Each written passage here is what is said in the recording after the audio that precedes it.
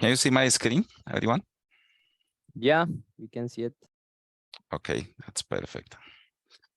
The presentation is Analytical Breeding Tools, Fieldhub, and MrBean Part 1. For this session, we have the topics. The session 1, we are going to discuss Fieldhub and MrBean. And we are going to review the importance of design of experiments in research and development. We are going to review as well the key concept of DOE, as well the common experimental design we use in agriculture and plant breeding. We are going to review the concepts of spatial correlation in field trials, and we are going to show how to create experimental designs using the Fieldhub app. For MrBean, we are going to talking about modeling single trials, linear mixed models, heritability, concept of blobs, and model comparisons, CRD, RCBD, alpha roll call, and spatial approach. As well as we are going to do a demo of MrBean of how to analyze the data from field for our experiments. At the end, we are going to have some conclusions and questions.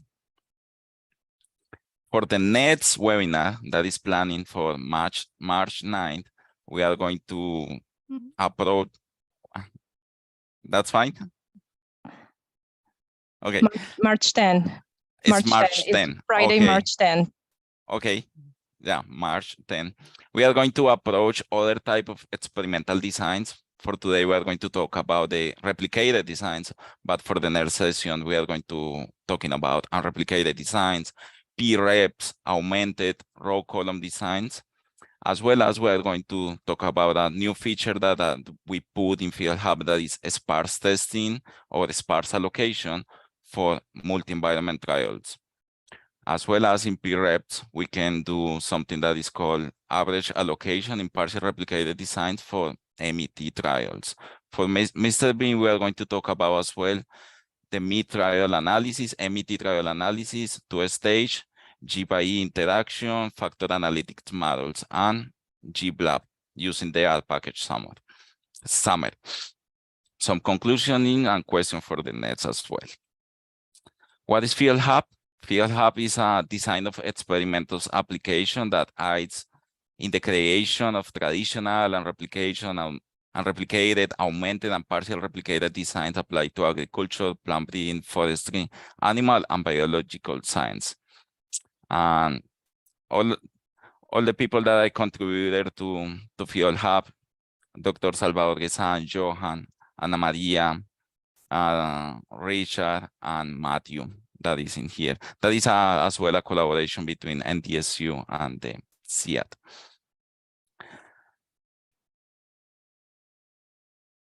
I want to introduce you Fieldhub, but before I would like to mention some of the most common experimental design use that we use in plant breeding and agriculture and their strengths and weaknesses. I will also discuss the importance of randomization, replication, and blocking in experimental design and how these steps can improve the validity and reliability of your results. For that reason, the importance of DOE in research and development. DOE is very important. For example, proper experimental designs is essential for obtaining reliable experimental results. These, if we make good experimental designs, for example, in plant breeding and agriculture, we can find or we can ensure that the selection process is based on the actual performance of the plants rather than on random, on extraneous factors, as well as we can improve crop yields, enhance the overall quality of crops, develop crops more resistant to disease and or environmental stressors, as well as we can select the best performance plants for the further breeding and commercial productions. I want to mention 3 key concepts that we have in experimental designs.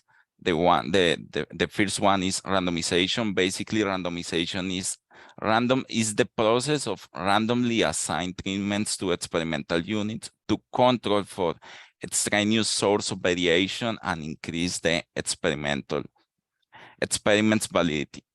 Randomization helps to ensure that the results are reliable and valid. It reduces the risk of bias and helps to increase the results' precision and accuracy. The other pretty important concept is replication. Basically, replication means repeating an experiment multiple times to reduce the effect of random variation and increase the precision of the results. As well, blocking. We usually do blocking. Blocking means grouping the experimental unit in homogeneous blocks to control of extraneous source of variation and increase the experimental validity. The important in here, the importance of blocking is that we can help to control for source of variation related to the blocking factor or lending to more reliable results. In here, I want to show like three concepts with a toy example: randomization, replication, and blocking. Let's say we have two treatments. One, we can say uncontrolled, and one treatment T, control C at the treatment C. And we want to allocate that in 4 replications. And for example, let's say we have this field. In this way, like the right way for allocate the blocks. As well, where we can see that the C and the T are randomized. They are not in the same position in the blocks. We are applying randomization, blocking, and also the best way for allocate the blocks. The other concept that I want to show in here is if you know like the blocking factors, for example, in here the type of soil, we should like allocate the blocks depending on the blocking factor. For example, in here, depending on the type of soil.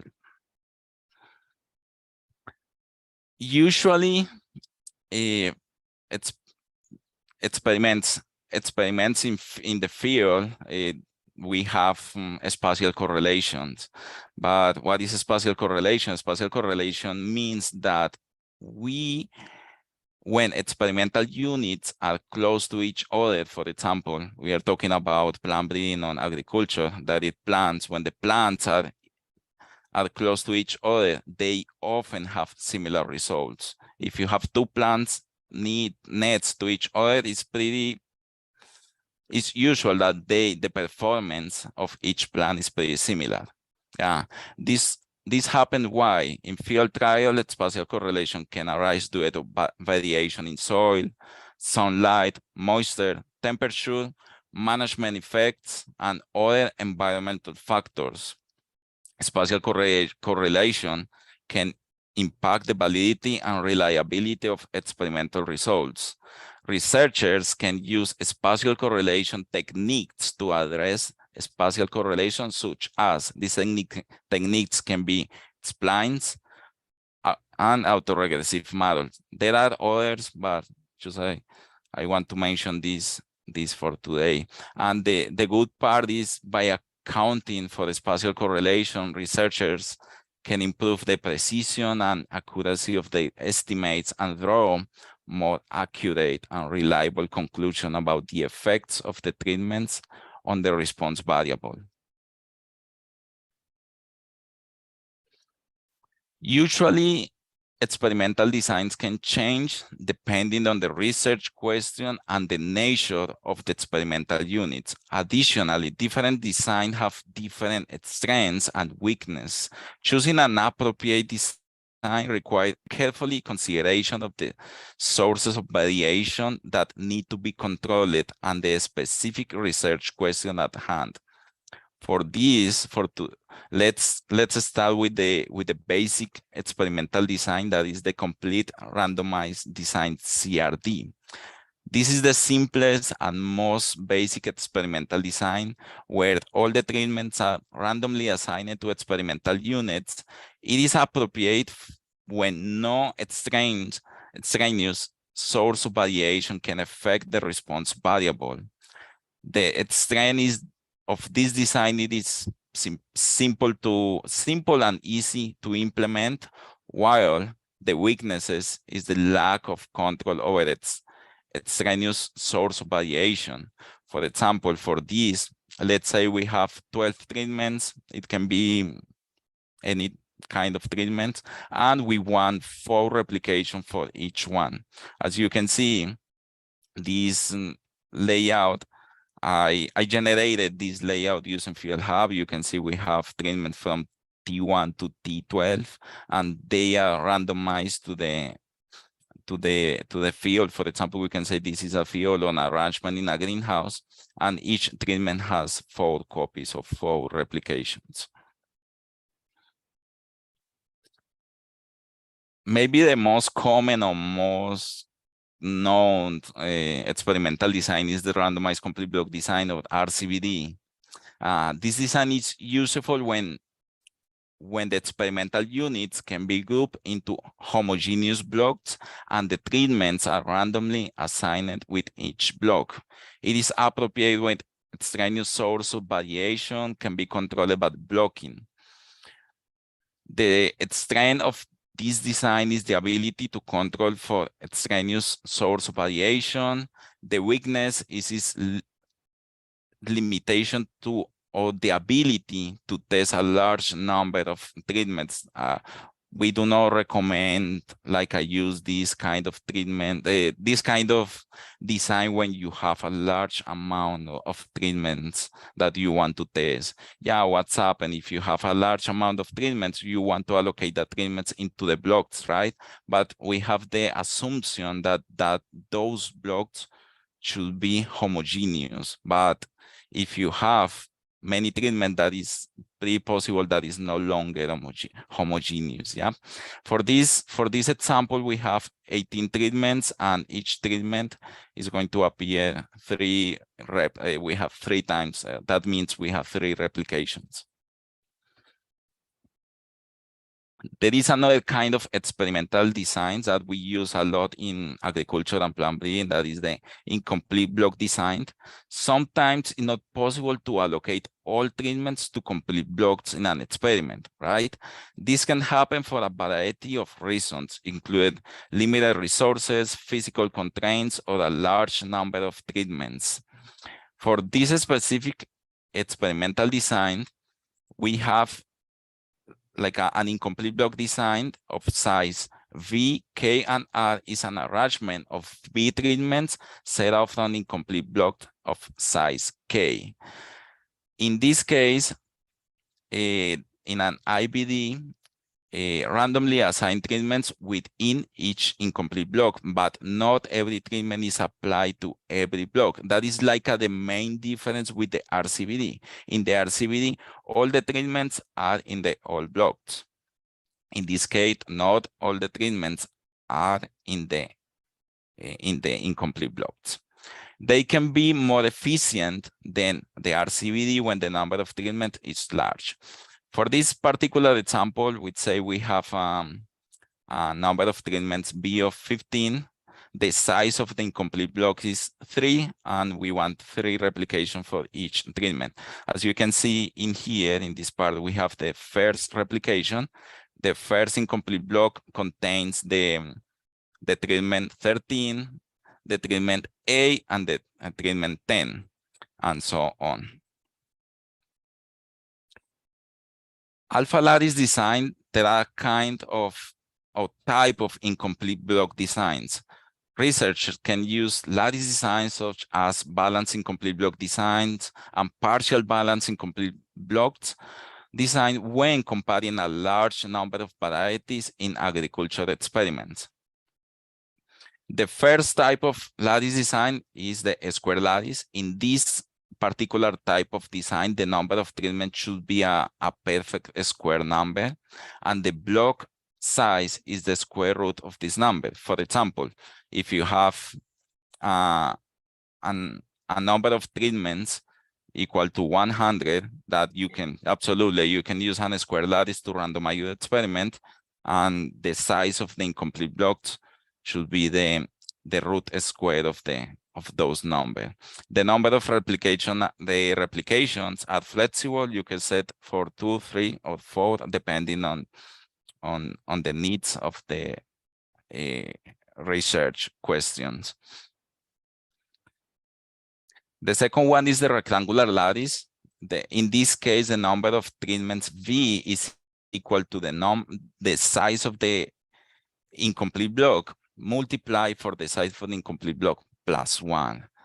These treatments, this total amount of treatments, or this design has incomplete blocks of size K. The same notation, V, K, and R, but I really like this design because it is like a complement of the square lattice. For example, if your number of treatment is not a square lattice, you still maybe can use a rectangular lattice. But if the number of treatment is not a square number, also you cannot use a rectangular lattice. There is another type that is more flexible, that is the alpha lattice.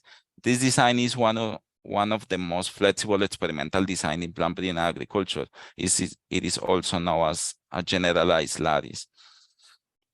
This design is useful when we have a large number of treatments, such as cultivars or genotypes. For example, in this case, we can say the number of treatments equal to 80, and we can set the size of the incomplete blocks equal to 5, and maybe we can set for 3 replications. Just I want to show you one example for each one. Let's say we have a square lattice of size with 64 treatments. The size of the incomplete blocks is the square root of this number, and we want 3 replications. You can see replication 1. You can see that the incomplete blocks are in the columns. Each part, for example, this is the first incomplete block. Sorry. This is the first incomplete block, the second incomplete block, and so on. That is for this type of design. Let's say to the rectangular lattice. In this case, for this particular example, we have 56 treatments that you can set up like the treatments is equal 7 multiplied by 8 equal to 56. The size of incomplete blocks for this case is 7, and we have 3 replications. And the alpha lattice, for example, in this case, 80 treatments.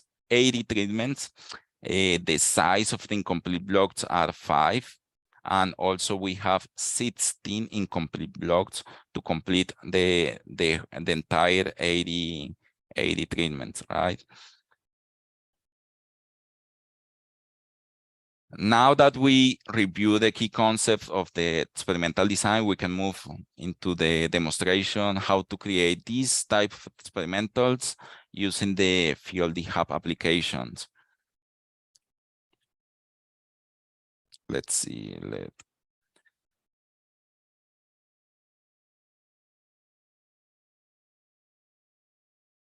Let's share my R.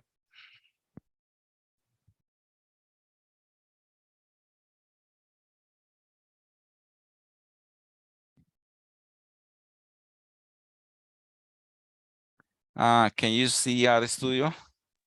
Yes. Yeah, we can.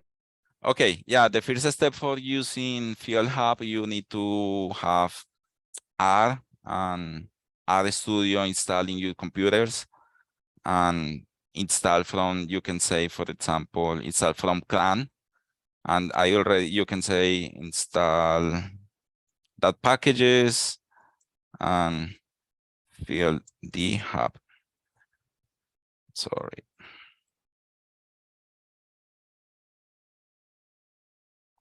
And hit enter. I won't do that because I already have the package installed. And after that, everything installed in your computer. The only thing that you need to do is library, Fieldhub. And you can say, for example, Fieldhub and colon, and run application. After that, it's going to open a new tab in your preferred browser. Can you see the application now running in the browser? Okay, that's perfect. This is the application. We have a lot of menus in here, but that is, I don't want to talk too much about this today, but we have unreplicated designs, partial replicated designs. We have the lattice designs, and also we have other designs, so we can call as well, like the classic ones. In this tab, we have the complete randomized design, the CRD, the randomized complete block design, Latin square, factorial design, split plot, split plot, strip plot, incomplete block design, and a resolvable row column design. Let's start for the basic one. That is the complete randomized design. After you select the option, they're going to display some options or parameters to set the experimental design. The first question that I'm going to do to you, ask to you, the application is, do you want to import the list of treatments or the entries for make the randomization? If you already have that, for example, in a CSV format and Excel, you can say yes. And the only thing is that you have to follow this format to upload the treatments. You need to upload, for example, a CSV file with a single column with the name of the treatment, and Fieldhub is going to care about the randomization. Yeah, but for this time, just I want to set to a 12 treatments. I want 4 replications for each. You can set like the layout for the randomization, for the plot. You can set the plot number. You can set the name of the site or location or the greenhouse where you are going to make make the experiment. And also you can set a seed number. The seed number is pretty important because it's like eventually you want to do the same randomization for these specific parameters, you need to use the same number. Yeah, let's do it. After that, they generate for you the randomization. As you can see, we have treatment from T1 to T12 because we have 12. And also you can choose maybe 2 options in here, like for verify the randomization and like for the layout of this experiment. You can see, for example, the plots as well, 101, like the plot number. And in here, after that, you have like the thing that we call field book. In this field book, we have an ID for each row, the name of the location. We have the plot number. We have the row and column. If you want to use this information, this row and column is based in the layout that you generated in here. And also we have the replication and the name of the treatment. Yeah. If you are teaching statistics, you can use this application as well for showing, for example, how to make an ANOVA. You can generate some information in here. For example, you want to generate for values for yield, moisture, height, and other variable if you want. Let's do it for the yield. We'd say from 34 to 60. And after that, you can go and automatically the application is going to generate a new column for you with the values of the simulated data. Yeah. Usually I know people that use this application for teaching as well. They generate some data and then go and show how to make an ANOVA with this information. Also, they show how works the randomization process. The other type of design that I want to show you today is the randomized complete block design. The first you need to select if you want to upload the list with the treatments.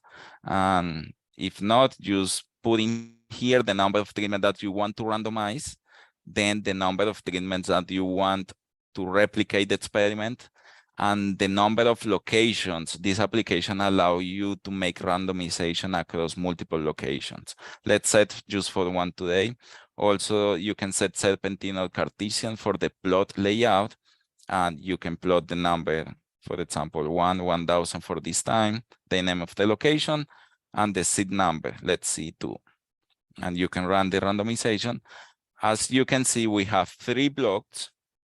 Each block contains 18 treatments, but the randomization in each block is different. I forgot to mention something about the blocking. Blocking is just a restriction to the randomization. Yeah, the randomization, we do the randomization separately for each block. In here as well, you can visualize the randomization or the layout in different way. Let's do it in this way, that is, or in here, that you can see different ways to also you can put like a block side by side if you want. And also you can see the plot numbers. If you generate some data, let's do it, for example, from 60 to 120, you can see, for example, a heat map of the simulated data. And if you go to the field book, now you have the ID, location, plot, row and column, replication, the treatment, and a simulation of yield along with the randomization. Also, you can save this information, any design you can save into your computer and open in Excel or import to the database if you have a system database in you. The next one that I want to mention is the incomplete block design for today. That just I mentioned in the presentation, this is like a variation of the RCBD where not all the treatments are in all blocks. Let's say we have 15 treatments, 3 reps only. And now you can set automatically based on your parameters, you can say the number of, or the size of the incomplete blocks. That means how many units or how many treatments you want to put in each incomplete blocks. Let's say I want 5 maybe, and 1 location, and let's do this in number 45 and run. And now we have the randomization for incomplete block. This is the first block or replication, and this replication has 3 incomplete blocks or internal blocks that some people call it. In the first internal block or incomplete block, we have the treatment 13, 14, 8, 4, and 11, and so on for the others. You can maybe see other ways to visualize this. For example, in this way, each incomplete block is in this row, in each row. Also, you can see the plot number depending of it is serpentine or Cartesian. Let's do it the lattice designs. We can start with the square lattice. Let's do it, for example. Okay, if you have a square number in here or a perfect number in here, automatically they are going to show in here like just one option for the size of the incomplete block. And for example, if I put 50, they are going to say, okay, we don't have option for this because 50 is not a perfect number, right? But if I keep, for example, 64, automatically they'll show you, okay, 64, we can do it. And let's see that I want only 2 replications and 1 location. Let's say that I want 2 locations. And the first location is going to be Fargo, and the second location is going to be Castleton.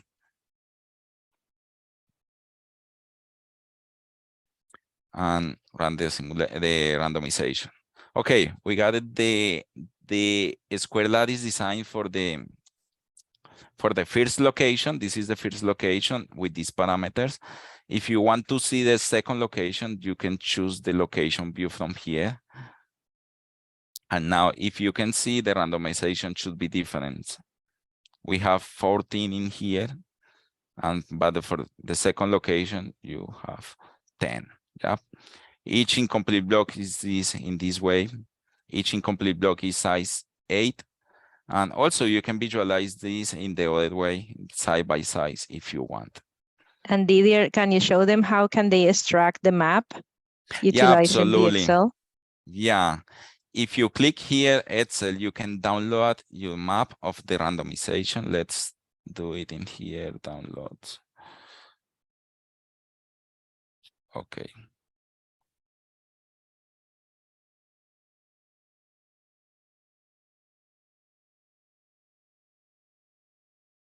No.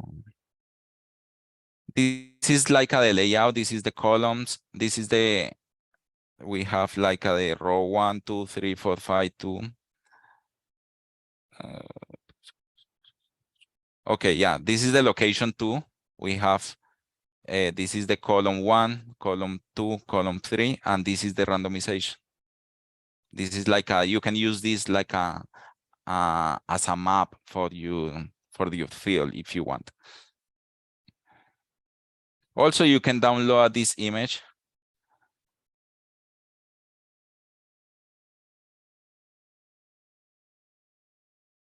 You can open in here, you can print it.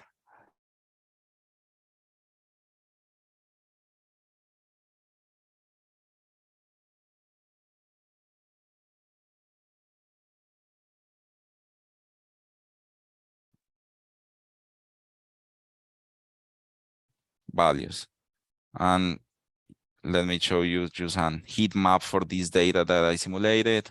And now you have a field book with the randomization and a response variable with data, with synthetic data for yield. The same way for rectangular lattice.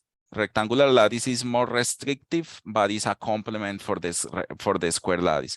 Let's say that if you set up 31, let's say, okay, this is not a setup for a rectangular lattice. Let's do it 56.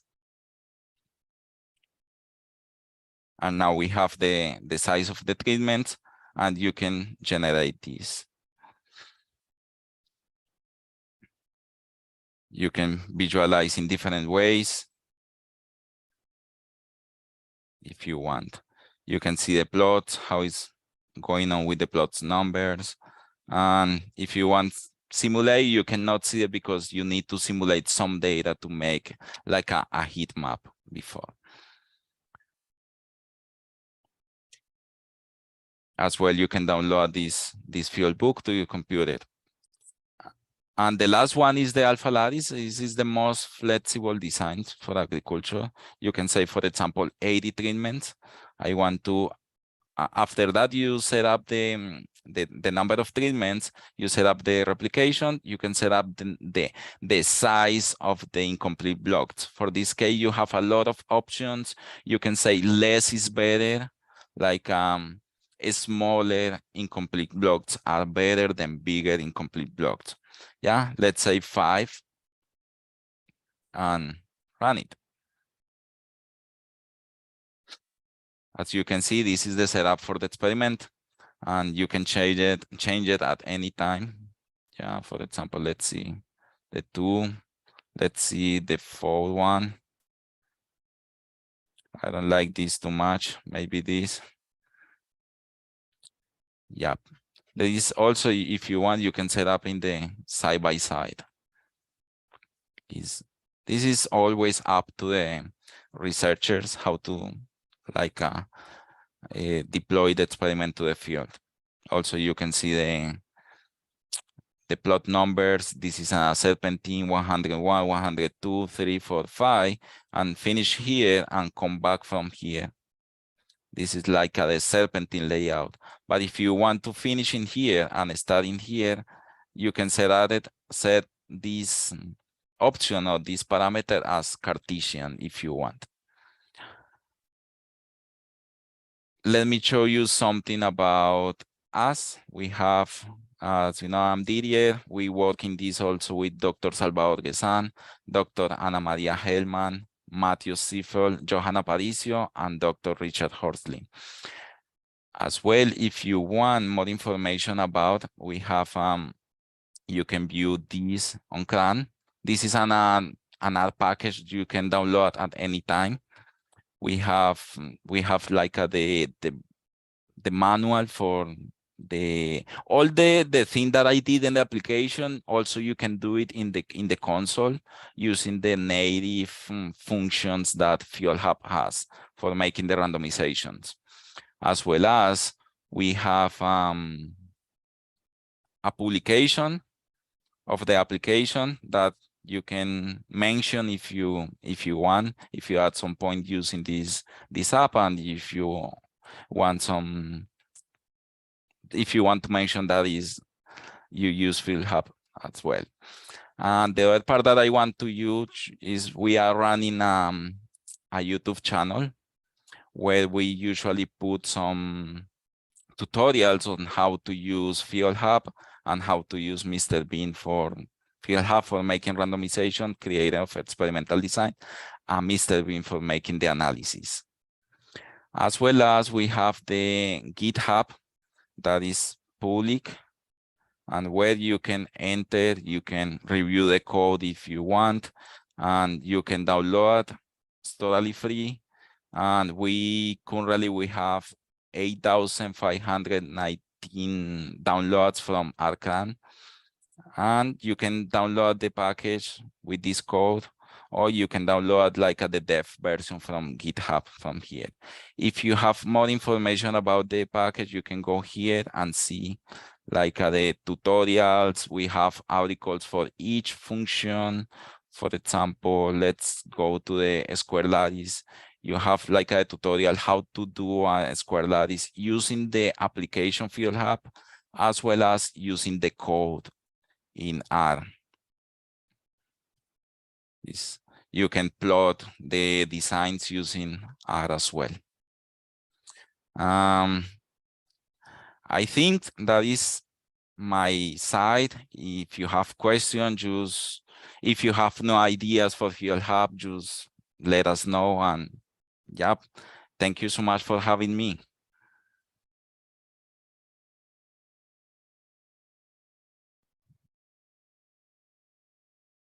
Thank you, Didier. And yeah, so the second part of this presentation, then we will have Johan Aparicio. So Johan, please go ahead.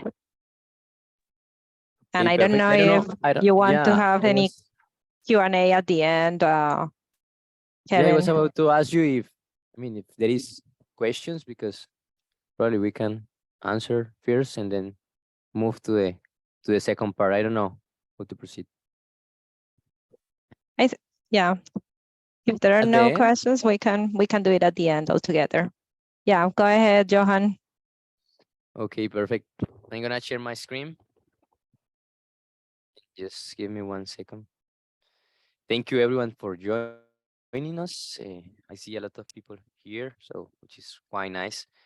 Just let me know when you can see my screen.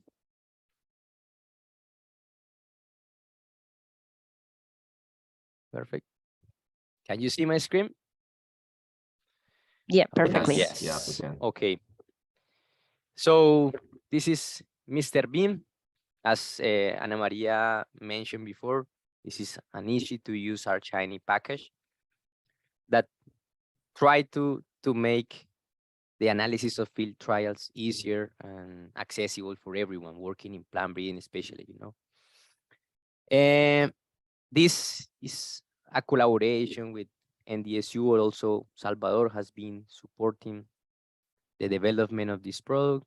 Didier is here, Ana Maria is also here, and some other colleagues from the Alliance, Biodiversity International, and CIET. So just to start, Didier mentioned something about this. And it's basically a common field scenario that breeders face, etc., which is basically that the experimental field is never completely homogeneous. That's something that we know. That even before the plants are established in the field, there is some level of variability, etc., etc. And in addition to that, we can face variation because of management effect, also fertilizer or irrigation, etc.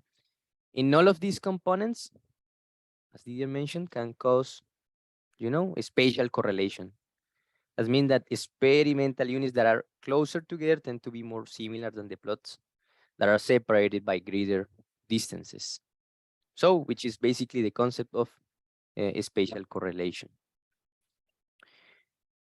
I want to make emphasis in this row 1 column information in the experimental designs, because we saw during the previous presentation yeah, that all the experiments, I mean, that we were able to plot the experimental design, but we didn't mention in pretty much detail the row and column information in the experimental design. I mean, even though we have, for example, randomized an experiment in RCBD or CRD, alpha analysis, et cetera, we are able to add 2 additional columns to the randomization, and which is basically this layout that Didier was showing us previously. So I'm here just different like figures just to explain a little bit about the concept. Just let's think for a minute about the experimental unit. This is just a bean plant. I have several plants in the plot. And let's assume that this is my experimental unit. And as Didier was basically presenting, if we assume that this is an RCBD, we have 2 blocks, right? And let's assume that we have 9 genotypes or treatments. So we have the concept of randomized complete block designs, but it's just to add 2 additional columns, let's say, to the randomization, because we can think about a Cartesian plane is something like that, XY axis. This is the row information, this is the column information, and each individual unit or experimental unit is gonna have a unique row and column information. So for instance, this one has the column 1 and the row 1. So each individual unit is gonna be identified by row and column information. This is, for example, the column 6 and in the row number 3. So this is just an example, but now in the real life, this is our field. This was a picture taken last year. And just to illustrate again with the real picture, we have the column, we have the row, and just let's assume that this is my block 1, this is the rep number 1, this is my rep number 2, and each of these plots are basically my experimental units. Each plot is a unique genotype in this rep, and it has a copy in the second block. What we try, I mean, when it comes to field trials, I mean, what we try is basically to separate the different sources of variation. We have here the raw data. Now it's easy to understand this plot because we already know what row and column mean. So basically, this is showing us the response variable, you know, using the row and column information. And here we can see the colors. Yellow is because we got higher yield, and blue ones is because we got lower values for this response variable. In this case, it sets raw data, but it's the yield response variable. What we try is to separate, you know, what is genotypic, what is spatial variation, and try to reduce as much as we can the residual variation. So there are different models depending on the randomization we carry out. I mean, we will have an equation basically to run an analysis. So Didier mentioned the completely randomized design, randomized complete block design, alpha lattice, row call. In analysis, I mean, when it comes to analyze the data, we can combine them, you know, I mean, to use the row and column information, but also use the incomplete block. And also we can use several approaches to model the spatial variability. As Didier mentioned, the 2-dimensional splines, the p-splines, can help us to model the spatial variation. There are several approaches. One of them, which is also very famous, which is the autoregressive correlation between rows and between column, which is available in ASREML.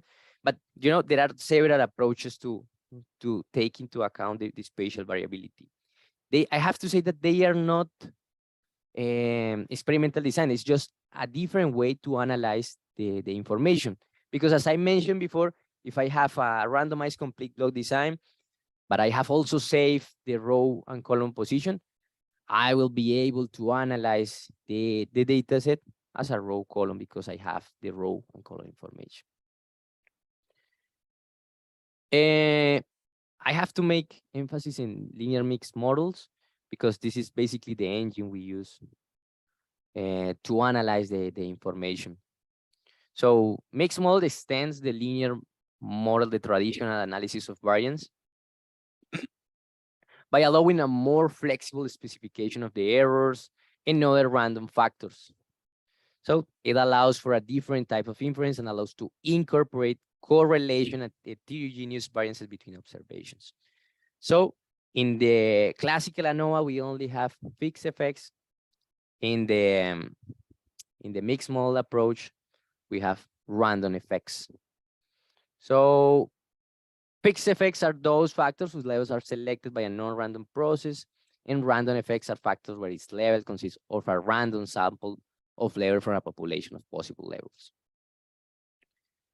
And mixed models, mixed linear models contain, well, as I said, both random and fixed effects. And there are different, this is a very common question. How do I consider this factor? I have to take it as a fixed, I have to take it as random, but we can find different ways, different questions that we can try to answer just to make sure that we are taking the factor in a proper manner, in a correct manner. So how many levels of the factor are in the model? Would the same levels be used again if the experiment were to be repeated a second time? Are the level of a factor determined in a non-random manner? Are inferences to be made about the levels not included in the experiment? Is the number of levels in the population is large enough to be considered infinite? So all of these questions can help us to, to make the decision of taking the factor as a fixed or random. You can find more information here in this link if you want. And this is a very critical parameter in plant breeding, because this can also help us to, I'm thinking about comparing different models. So this parameter can be used as a criteria to compare different models. And I'm just including this because I wanted to make sure that we have this clear. This can be defined as the proportion of phenotypic variation that can be attributed to genetic differences. So the phenotypic variance can be divided between genetic variance and can be divided to genetic variance and error variance. And that proportion of phenotypic variation that can be attributed to genetic difference is what we call heritability.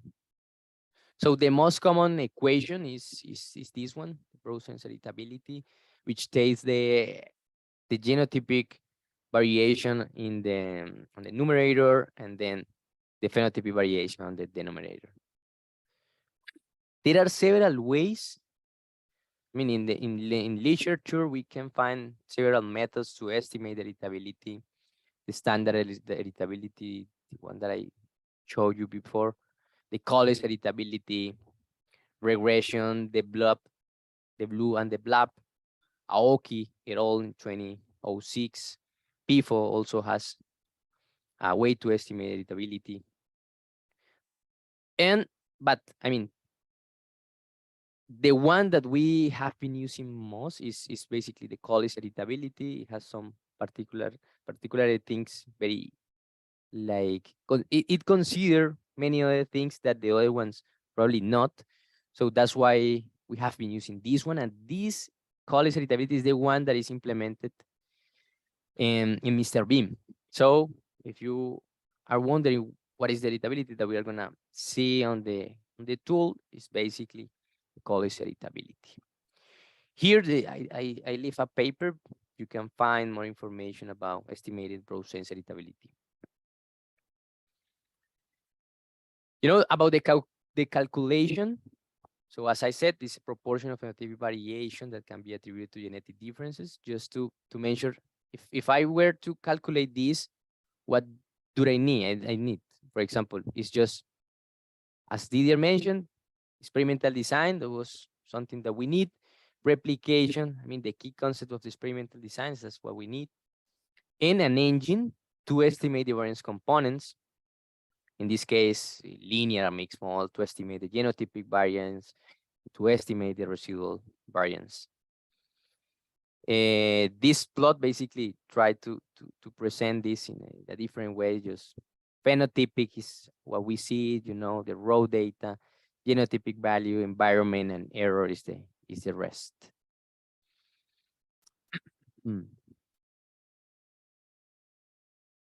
There is a connection between the editability and the blobs when it comes to selecting, you know, new genotypes. So we tend to use blobs.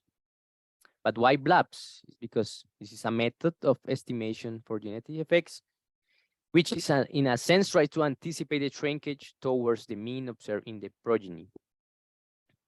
So instead of waiting for a disappointing outcome in the next season, blobs compute a shrunken estimate of the genetic effects in the current season.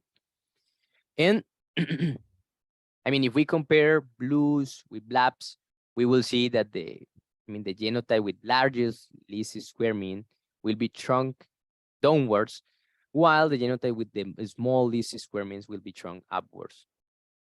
So what is, the degree of shrinkage is exactly that, the editability, what we have been basically talking, because it depends on both the genetic and environmental variation as assessed by variance components, which is the editability.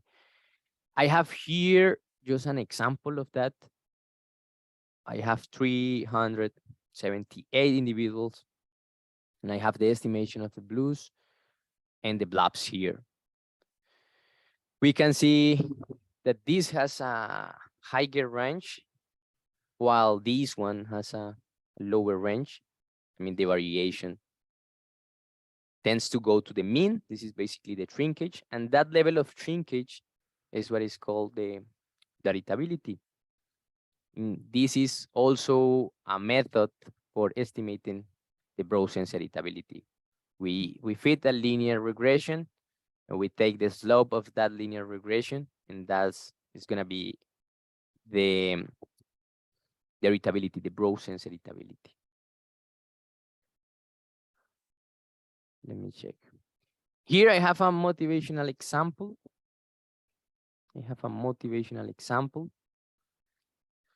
Let me check. This data set was carried out in Darien 2016. I really like this example because I don't know why, but you will see in a minute what is the reason why I really like it. But I have in this one 380 genotypes in 2 reps, and it was randomized as a alpha lattice design. So this is how it looks like. This is basically the randomization. This is an alpha lattice, 2 reps. You can see here these dashed lines. That means that this is an incomplete block. And in total, I have 1, 2, 3. Yeah. We have around 17 blocks, around more or less. And in each of the reps. And with this example, what I want to do is just basically omit information. This is an alpha lattice design. I have also the row 1 column information in the field, so I'm able to create the field map. This is basically what we are seeing here. And I'm gonna just assume that I don't have the row column information, that I don't have the incomplete block, that I don't have the rep, etc., just to see what is happening behind, What if I omit the rep? What if I omit the incomplete block? What if I add the row and column information? Just to see what are some of the advantages of considering all of this information. So there are different criteria to compare AIC, BICs, pseudo R-square can be used. The readability, as I mentioned before, can be also used to compare, you know. If we are able to reduce the error, probably we are gonna be able to increase the readability for that trade, etc. And also we can use the residual variance, because you know, in all these models, we try to reduce the residual variance, I mean, to have a less error, let's say. And in that way, for example, we are able to compare different models and see which one is or can be better, for example. I have here the criteria, the standard, the error, the genotypic variance, the irritability, and the R-square. On the x-axis, I have, you know, CRD, RCVD, alpha, roll call with an alpha component in SPATs, which is basically the two-dimensional splines for modeling the spatial variation. What I have here as a CRD is basically, you know, the same data set, but just omitting the rest of information. Just, okay, let's take the mean, just analyze this, omitting the rest of information about the experimental design, and just see what happens with, I mean, what happens to the error, what happens to the genotypic variance, etc., etc. So this is what we have here. CRD, for example, is this one. That's what is happening to the error, is the one, is the one with the highest error. I mean, omitting all the information. It's the ones with the lowest genotypic variance, is the one with the lowest irritability and also with the lowest R-square. And we can see here the values. You know, CRD is the worst one in this case. And let's take a look at the more advanced or sophisticated, which is the one that contains the two-dimensional splines. We can see here the error. This one is the one with the lowest error. It was the one with the highest genotypic variance, highest row sense irritability, and R-square is also the highest. We can see here in pretty much more detail the values of the error variance, the genotypic variance, and the irritability. When we omit everything, we got 0.42, but when we add all the information, we end up with 0.64 for the bronze sense irritability. This is an R-square, just comparing somehow the percentage of variance plane by the model, and we can see that it does something. Now, you know, most people don't believe on this criteria. I don't know, but my point is that using a different approach to show that I don't know, that something can be better is using plots, you know, something graphically. Here we have the completely randomized design, but you know, we have the row and column information, so we are able to plot the raw data, the fitted data, which is basically, yeah, as his name says, the fitted data for the model. The residuals is comparing the raw data with the fitted data. It's just the difference. Effects, I mean, we don't have anything else in the equation, so we are not gonna see something here because we only have the mean, and we have the genotypic factor and error. So here we have the genotypic blobs residual, and this is just an histogram of the genotypic blobs. Look at this. The raw data and the fitted data, they don't look very similar, you know, and that's why the residuals are basically reflecting what we have in the raw data. So that means that we are not modeling many sources of variation, and the residuals are not independent, because what I see here is a clearly pattern, you know. In the middle, we have higher values, and in the borders, we got lower values. That means that there is a spatial variation, and I mean, there are many other sources that we are not considering. As I said before, the yellow ones are the highest values, and the blue ones are the lower ones. They were lower ones. The same happened to all of these. What if we consider the block? You know, now okay, let's assume that I'm gonna add the block into my model. So here we can see that almost nothing happens, because as Didier mentioned, an RCBD for this amount of genotypes, I mean, it's not gonna do anything basically, because it contains like almost 400 individuals, so it's a big block. So it's not gonna do anything basically. What if we basically model the trial as it was randomized, which is an alpha-rise design? We can see here the incomplete blocks. They are doing something quite good. They are modeling the spatial variation. Now our fitted data looks very similar to the raw data, and now the residuals have changed a little bit. Now there is not that strong pattern in the residuals. They are cleaner, let's say, than compared with these ones. Now, what if we add the row and column information? So we can see here more pixels.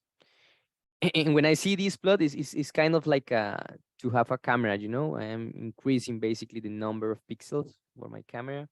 It's just, I mean, like the resolution. And this is the effects of the design. Now, what if I include also the incomplete block?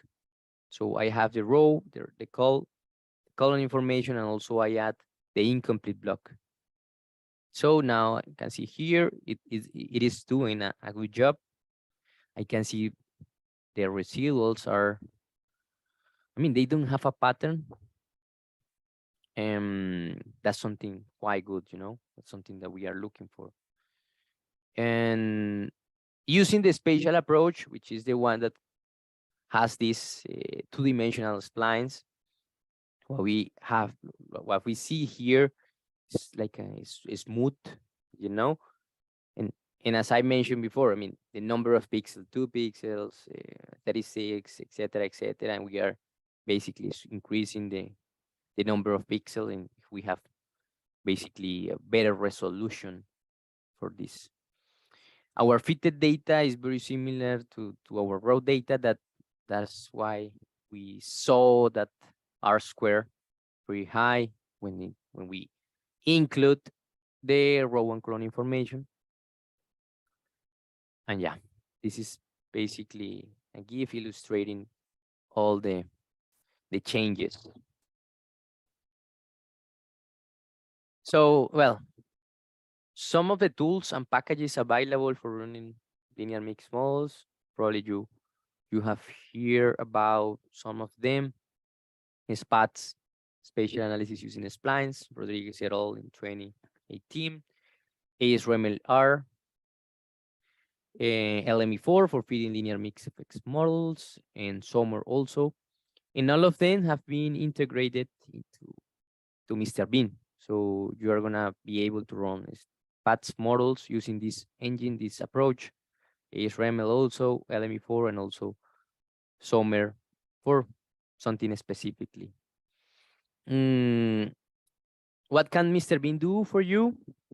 So it has a panel for importing information. You can also get data from read-base or BMS. It has also a module to do a descriptive analysis, scatter plot, box plot, distribution, mean, variance, CB, etc. The model that contains the SPATS approach. So you're gonna be able to run these models, estimate the blobs, blues, heritability. Also, something that I didn't mention, it was the outliers, which is pretty important when it comes to data analysis to check if there is something strange in the data. spatial trend, variance components, etc. Also, we have a module to estimate or to run multiple side by side, multiple trades, also using the SPATS approach, and also single side analysis using the ASRML package. Now the approach changed a little bit, but we end up in very similar results.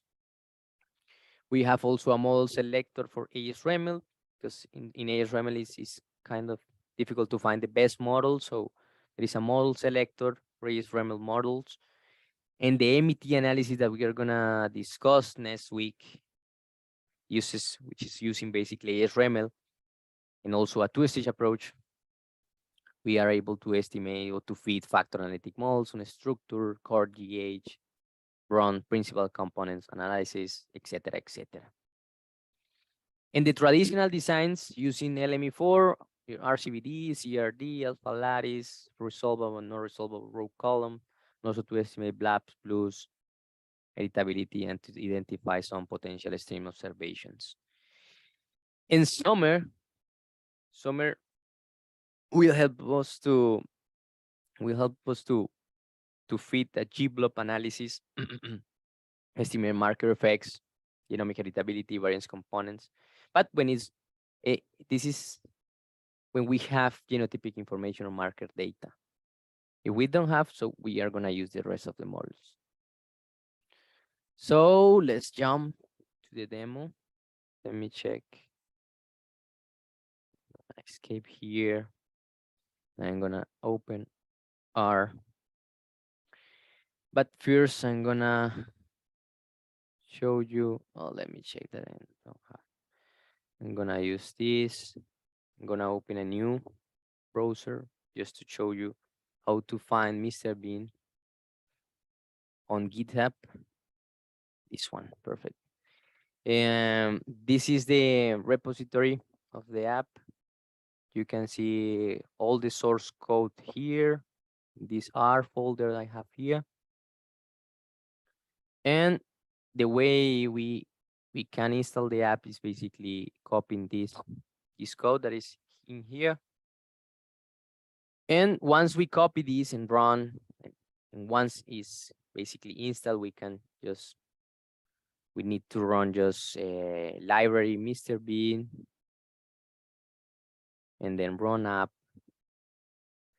and then it will open in our browser. Yeah, here we can see basically the interface. This is how MrBean looks like. And yeah, basically this is the home menu.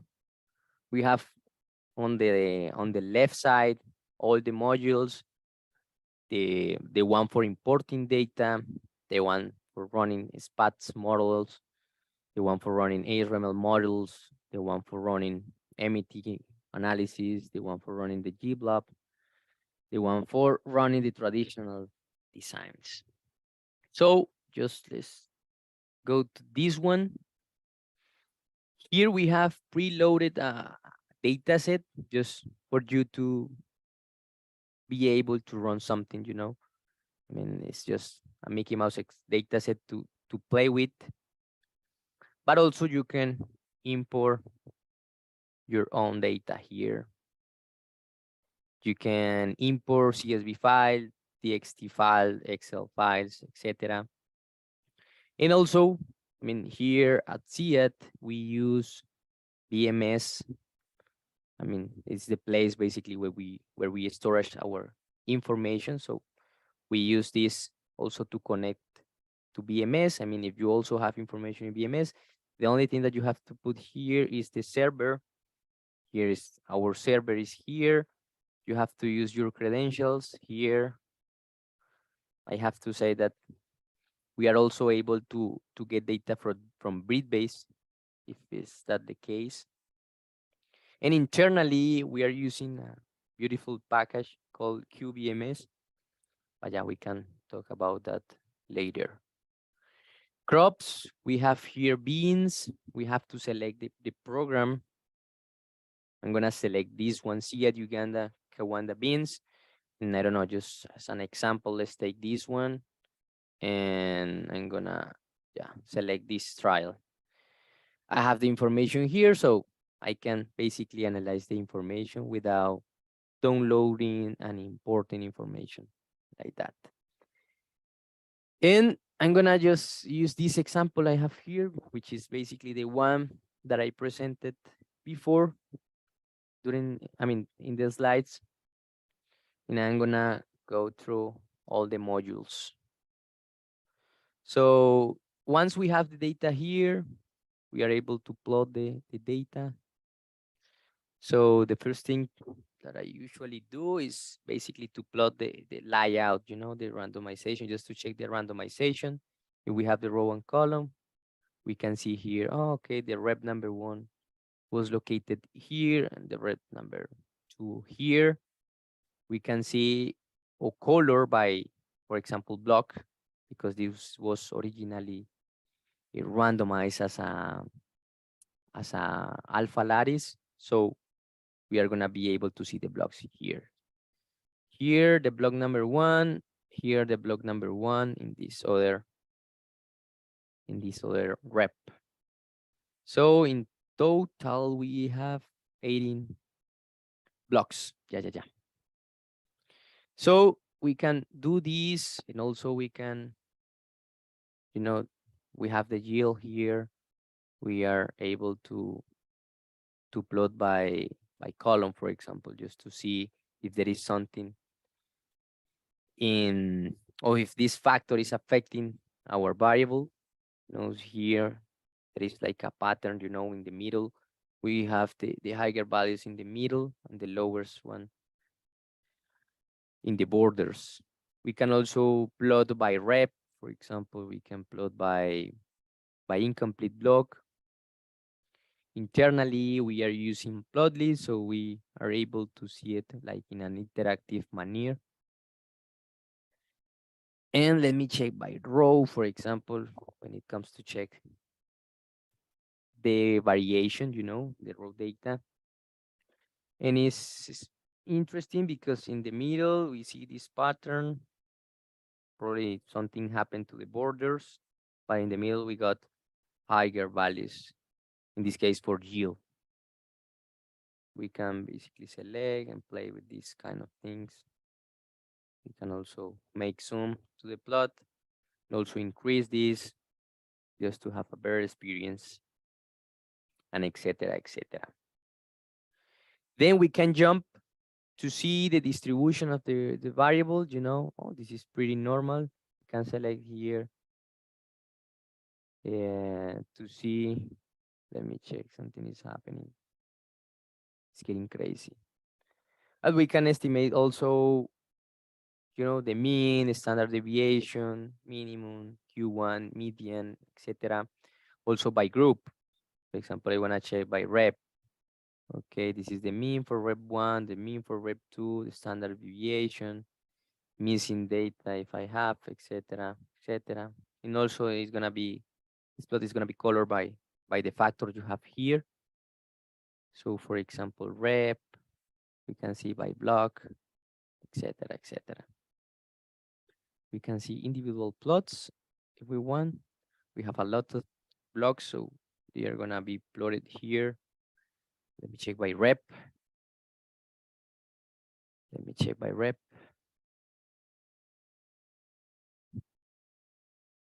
Yeah. Here we can see the variation for each of the reps. We can increase also here this plot, and also download. You will find this button through the different modules. So this means that we are able to download the plot as a PNG or a PDF.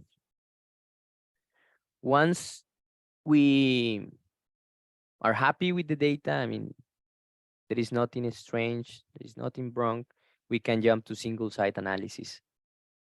So here we can find a guide.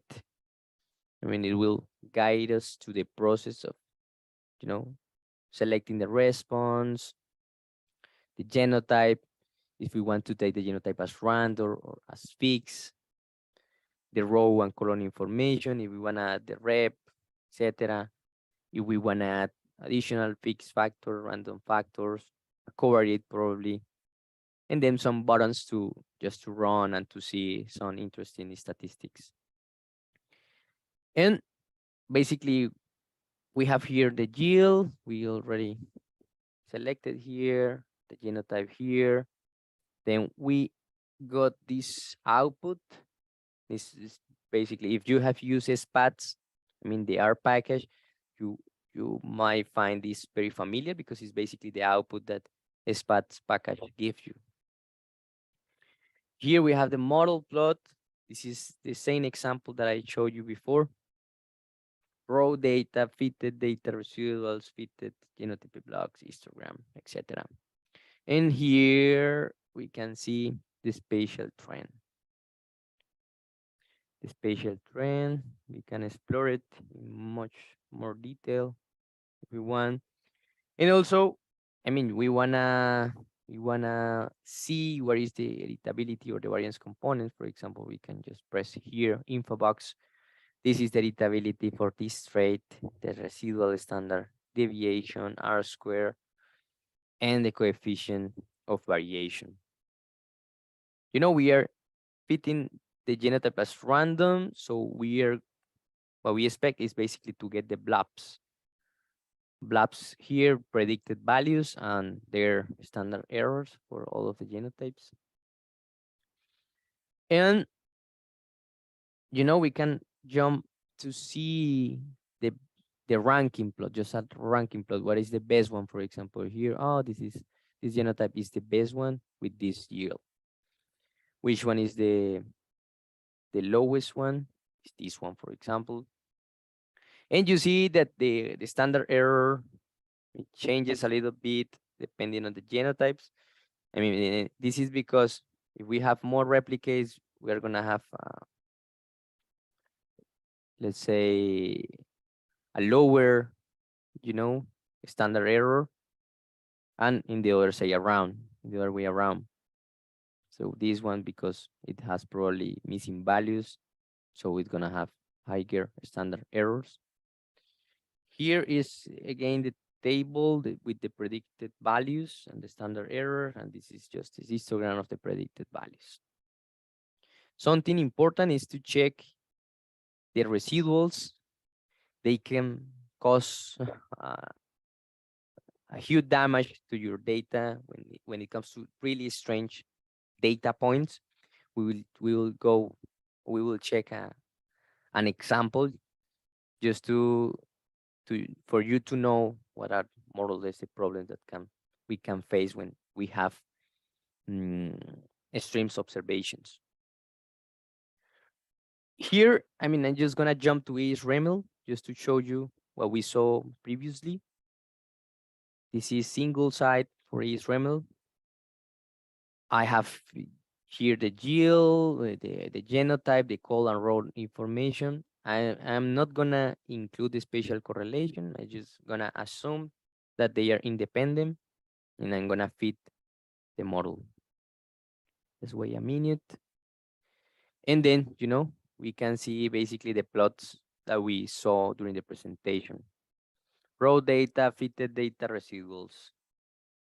So we can see here the editability also 0.41. The diagnostic is just checking I mean, this is also an output that ASRemel give us. This is an input. Here you can see the equation we use to fit the model, the variance components, and a NOAA table for fixed effects, and some goodness of fit statistics for the model fitted. And here we can find a semi-variogram. It's also something that gives us ASRemel. What if, for example, I include the block as we were doing previously? What if I include the rep? So now we have here an effect here, you know. But as we discussed, this is I mean, our blocks have a lot of information inside, so it's quite difficult to use them just to model the strange variation. We can include the incomplete block, and we will be basically seeing all the results. Now this is the raw data. This is the factors related with the experimental design. We can see here the plot. Now it's much better. And also we can start basically including different row and column, for example. Just, oh, this is the plot, etc., etc. And we are using basically ASRML for running the model. The approach that is basically the most common in ASRML is the autoregressive correlation. So I'm gonna remove this, I'm gonna remove this, and just I'm gonna use spatial correlation. So now I'm introducing these components into the residual. So I'm gonna introduce this autocorrelation between rows and between columns, this interaction. And as you can see here, the readability is quite good, and just by including those components, it does a pretty good job. But I can also include several, you know, I can play with splines. I can play also with factors, row and column. I can include the blocks, the incomplete blocks, etc., etc.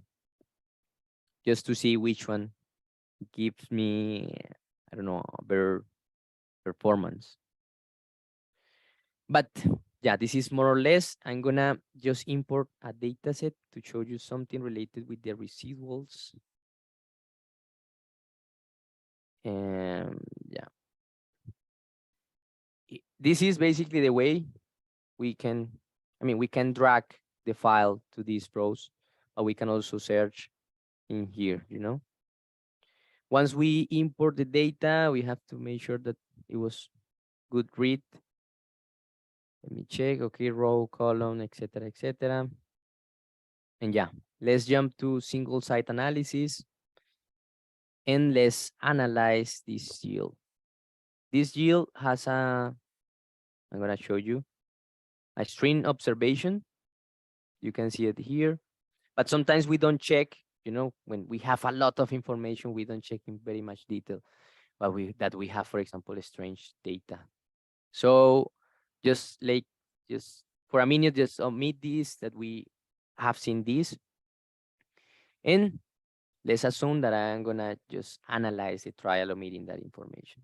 Line, genotype, column, row, just to see what happened to the readability, just to see what happened to the residual, etc. Just one single point. So as you can see here, now my readability is 0.12. Residual is pretty high. The R-square coefficient of variation, and it's just one single point. We can think like, but it's only one observation, but look at this, it's making a huge damage. And I am going to take advantage of this just to show you this option that we have here, which is basically to remove outliers.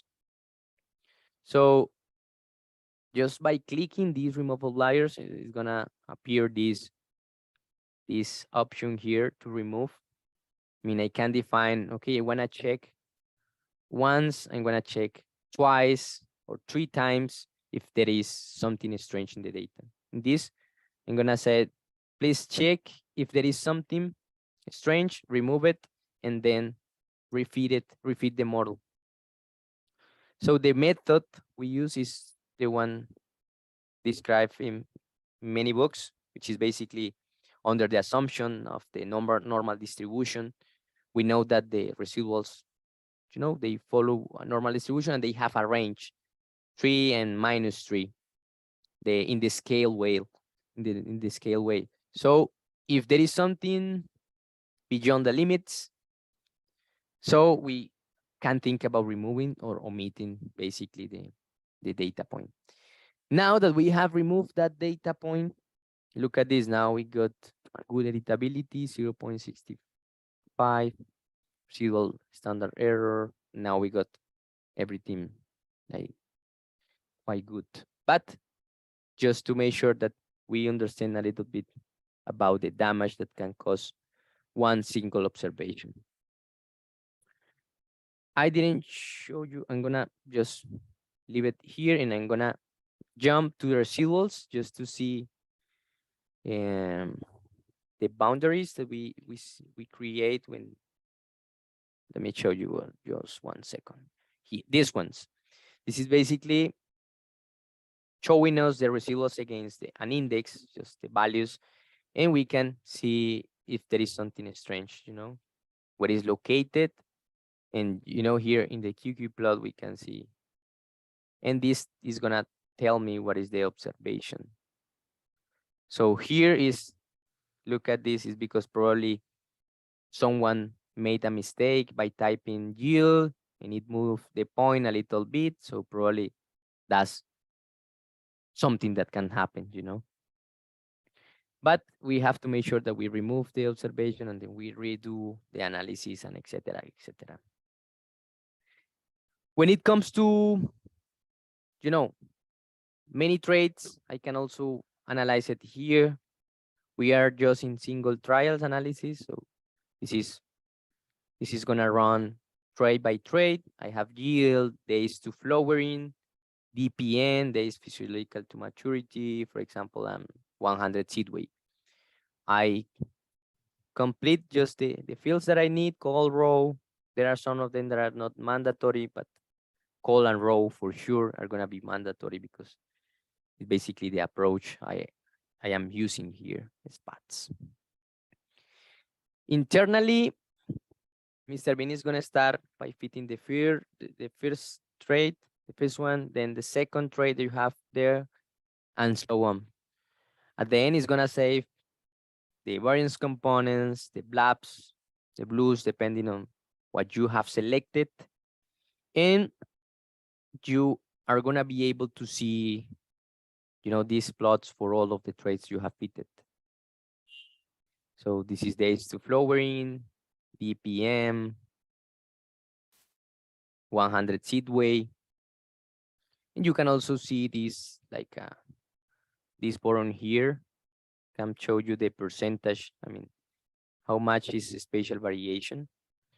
And if you want to download this plot, you can also do it by clicking this button here, yellow button here. And you can also define the width and the height. And this is Pearson correlation between the trades. On the diagonal, we will see the readabilities. Here is the ranking plot. And we can more or less to see or to run a principal component analysis because we have multiple trades. So it is basically a table where we have the genotypes as individuals and the traits as a variables. And we can basically end up with this kind of analysis for selecting for multiple traits, for instance. We can also check a dendrogram if we want, and also download the plot if we interested in. Yeah, as I said, we are able to see the variance components, and if we have fitted, if we have taken the genotype as random, we are gonna be able to see the readability on this table, outliers. It's gonna says, okay, you have this strange observation, you have two, etc., etc.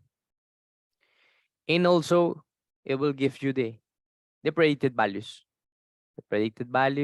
by each trade, by each line, and their standard error. We can download this table in a long format and also split the table just to the right to see the trades one by one on the right side in our Excel file.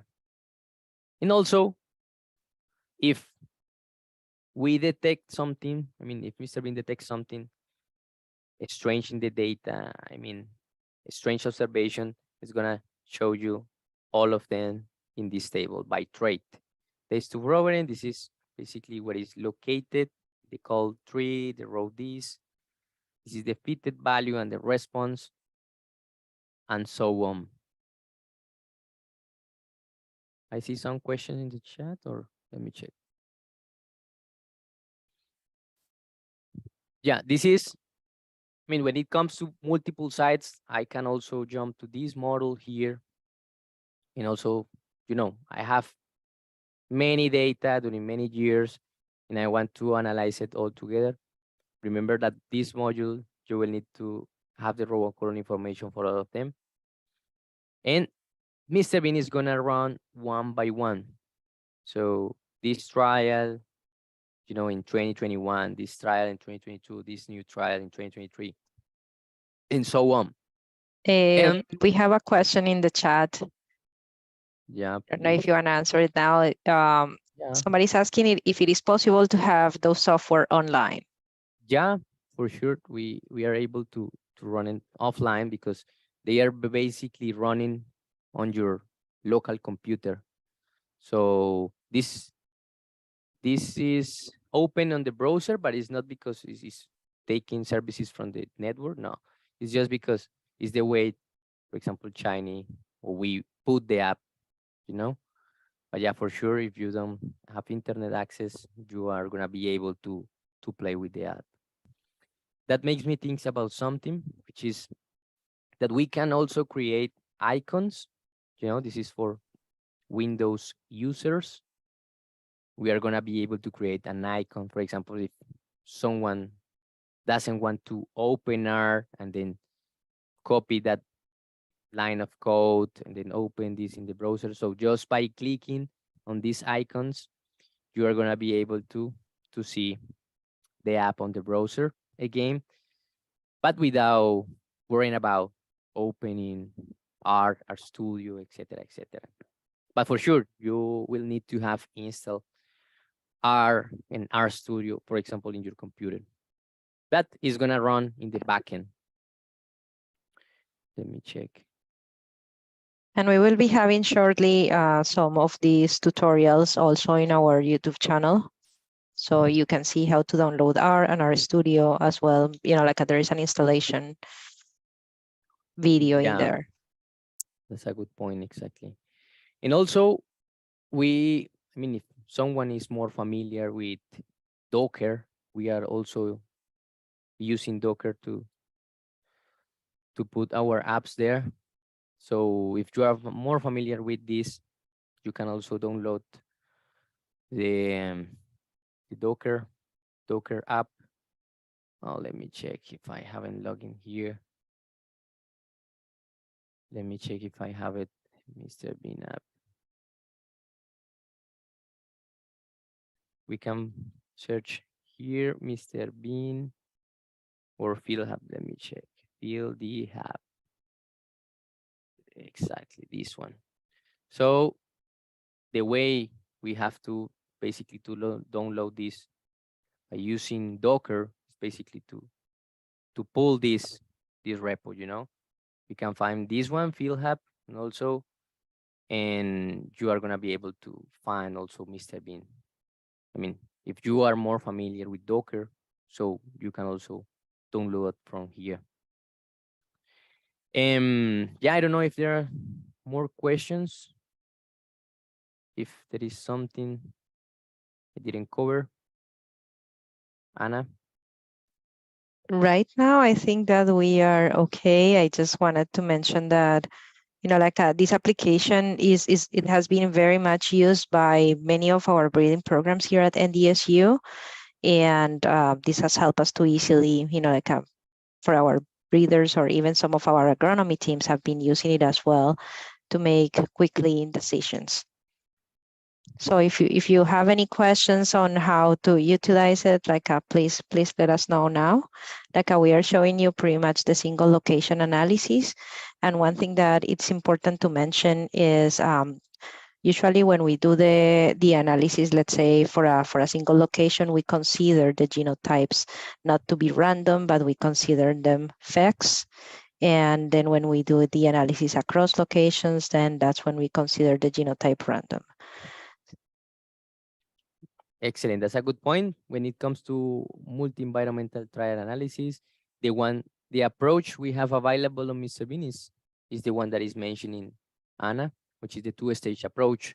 In the first stage, we feed the genotype as fixed. We use the standard errors as a weights with some math there. And then in the second stage, we use the blues, and then we add the weights, you know. But we will see that in the next one. This is just to conclude, to close a little bit, some of the developments, MrBean, Fieldhub, and also contributions to QBMS, which is the app that is basically querying the information from the databases. And this one is probably, I will show you this one in the future, just to mention it. And yeah, thank you so much. I think that's all from my side. If there is any questions. Perfect. Thank you very much, Johan and Didier. And then this will be the end of our training for today. Thank you very much. Thank you. Lance. Thank you. This was a very